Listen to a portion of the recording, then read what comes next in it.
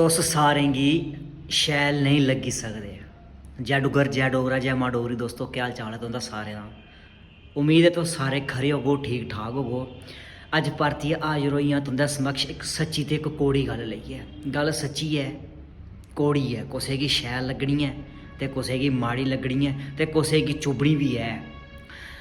तुस कोई शैल कम्म करगो ना तामी लोकें भंडना, अगर तुस कोई गलत कम्म करगो ना तामी तुसें गी लोकें भंडना गै भंडना। तुंदे बारे गी कौन केह् सोचा दा, कौन केह् बोला दा, इस चीज़ दी तुसें परवाह नहीं लैनी। एह् जिंदगी थोड़ी हारी रेही दी है दोस्तों।